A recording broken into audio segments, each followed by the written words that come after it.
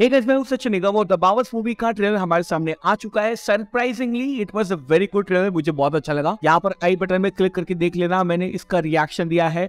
I like the trailer. और आज की इस वीडियो में हम करने वाले हैं इस ट्रेलर का फुल ब्रेकडाउन बाय शॉट। तो मैं कुछ भी नहीं छोड़ने वाला हूँ, सब कुछ आपको बताने वाला हूँ। Let's go and watch and मैं आपको बताता हूँ कि इस ट्रेलर के अंदर क्या क्या हो रहा है। सबसे पहले हमें सेवर स्पेस स्टेशन देखने को मिलता है। अब अगर मार्वल कॉमिक्स की बात करें तो मार्वल कॉमिक्स के अंदर सेवर नाम का कोई स्टेशन नहीं था मेरे हिसाब से, तो सॉर्ड नाम का जरूर था। स्पाइडरमैन का जो सेकंड पार्ट था, स्पाइडरमैन फार फ्रॉम होम, उसके एंड में हमने देखा था कि निक फ्यूरी जो है कि स्पेस स्टेशन के ऊपर है।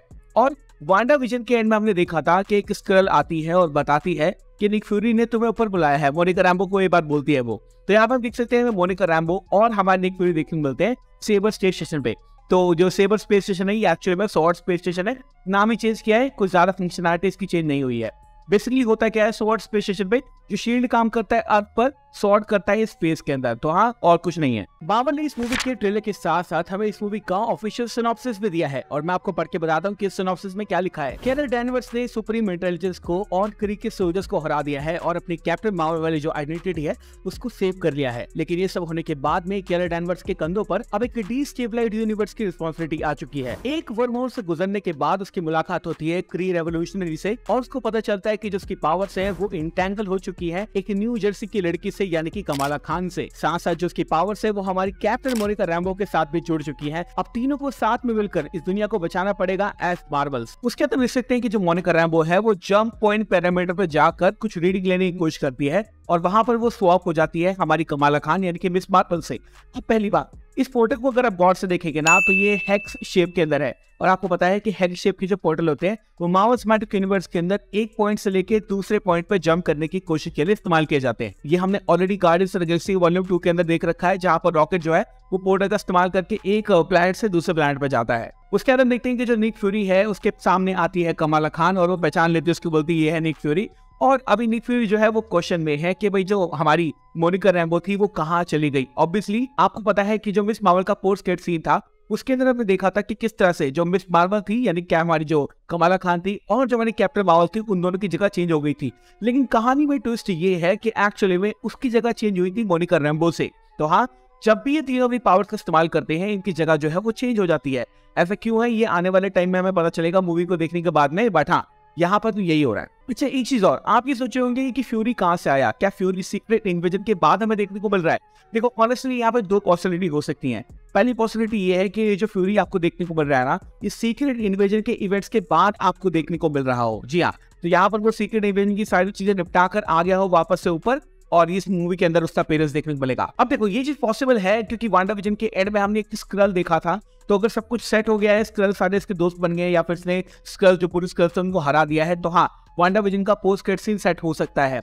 लेकिन दूसरी पॉसिबिलिटी ये है कि ये सब होने के बाद में यानी कि इस मूवी के इवेंट होने के बाद में ही निक फ्यूरी जो है वो जाएगा अर्थ पर और उसके बाद सीक्रेट इन्वेजन के इवेंट्स होंगे।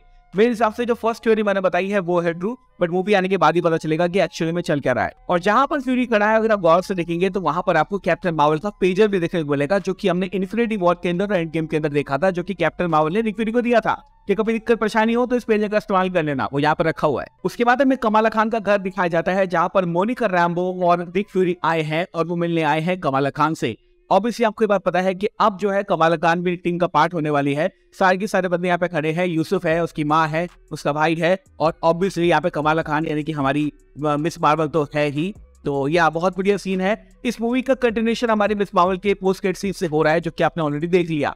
तो हाँ, नथिंग नहीं। लेकिन एक चीज आप देख सकते हैं, यहाँ पर आपको एक बंदा देखने को मिलता है जिसको ये बांध के रखे हुए हैं। इसका मतलब है कि कोई ना कोई इसके पीछे आया था, यानी कि हमारी जो कैप्टन मार्वल थी इसके पीछे आया था उसके ऊपर हमला करने के लिए, उसके उसको रोक के और यहीं पे बांध के रख दिया। उसके बाद हम देख सकते हैं कि जो हमारी मोनिका रैम्बो है वो इसकी फैमिली को यानी कि हमारी मिस मार्वल की फैमिली को एक्सप्लेन कर रही है कि हम तीनों की जो पावर्स है वो साथ में जुड़ी हुई है, क्योंकि कहीं ना कहीं तीनों की पावर जो है वो जुड़ी होने वाली है। तीनों की पावर जो है वो कॉस्मिक एनर्जी से हमारे सामने आई है। कमाला खान के पास बैंगल है, साथ साथ जो हमारी कैप्टन मार्वल है उसके पास पावर मिली थी टेसरैक्ट से और जो हमारी मोनिका रैम्बो है उसको पावर मिली थी वांडा विजन के हेक्स से। तो हाँ, तीनों की पावर जो है वो कॉस्मिक है। गौर से अगर आप देखेंगे तो ईमान विलानी के मिस मार्वल के हाथ में एक टैबलेट है और इस टैबलेट के ऊपर उसकी फोटो है और ये फोटो एक्चुअली में मार्वल सिनेमैटिक यूनिवर्स के अंदर फोटो ली नहीं गई है, ये इसकी रियल लाइफ फोटो है। जी हाँ, तो ईमान विलानी की रियल लाइफ फोटो का ये इस्तेमाल कर रहे हैं यहाँ पे। फिर हम देखते हैं जो हमारी कमाला खान है वो अपनी पावर का इस्तेमाल करती है और वापस दिखाती है कि देखो मैं दिखा सकती हूँ तुम्हें, और उसकी जगह जो है अगेन कैरल डैनवर्स से स्विच हो जाती है और कैरल डैनवर्स जो है वापस इसी घर के अंदर आ जाती है और बोलती है नॉट अगेन। फिर हमें देखने को मिलती है मिस मार्वल उस क्री वाली शिप पे जहां पर हमारी कैप्टन मार्वल लड़ रही थी, और साथ में है गूस जो कि हमने कैप्टन मार्वल 1 मूवी के अंदर देखी थी। ये एक एलियन है और ऑब्वियसली कमाला खान जब इसको फर्स्ट टाइम देख रही है लोगों को हराते हुए, लोगों को खाते हुए, थोड़ी सी ग्रोथ आउट हो गई है ये भी। उसके बाद हमें शॉन दिखाया जाता है एक प्लैनेट का, और इस प्लैनेट के ऊपर हमें विलन का कैरेक्टर देखने को मिलेगा जिसको प्ले कर रही है ज़ोई ऑस्टिन। अब ज़ोई ऑस्टिन का जो कैरेक्टर है वो एक्चुअली में अल्दिन या फिर डार्बैन का कॉम्बिनेशन हो सकता है। ऐसा पॉसिबल है कि अल्दिन या डार्बैन इन दोनों में से कोई एक कैरेक्टर हो। और बेसिकली होता क्या है कॉमिक्स के अंदर, जो क्री रेवोल्यूशनरी सब कुछ हो जाता है तब क्री वाले राजा को हराकर ये उसका स्पेस लेने की कोशिश करते हैं। तो यह इसका जेंडर स्वैप्ड वर्जन हमें प्ले करते हुए देखने को मिलेगी हमारी ज़ोई ऑस्टिन।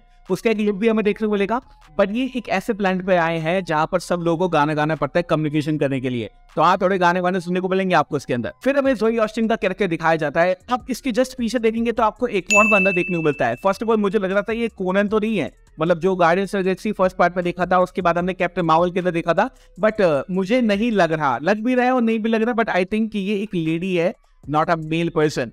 और साथ साथ अगर आप देखेंगे तो ज़ोई ऑस्टिन के हाथ में, सीधे हाथ में आपको कड़ा भी देखने को मिलेगा। जी हाँ, तो ये है वो सेकंड बैंगल जिसके बारे में हमने कमाला खान के शो मिस मार्वल के अंदर बात की थी। और ये दोनों बैंगल जुड़ के ही जो टोटल एक सेट है वो बन जाता है। और मुझे लग रहा है कि इस मूवी के अंदर ना जो ज़ोई ऑस्टिन का कैरेक्टर है वो सेकंड बैंगल यानी कमाला खान से वो बैंगल लेने की कोशिश करेगी, और इसलिए इन दोनों की जो है वो लड़ाई वगैरह होगी, और तीनों का जो कॉन्फ्लिक्ट है वो यही से राइज अप होने वाला है। और हाँ, रियल लाइफ में अगर आपको नहीं पता तो बताता हूँ, ज़ोई ऑस्टिन जो है वो टॉम हिडलस्टन की वाइफ है।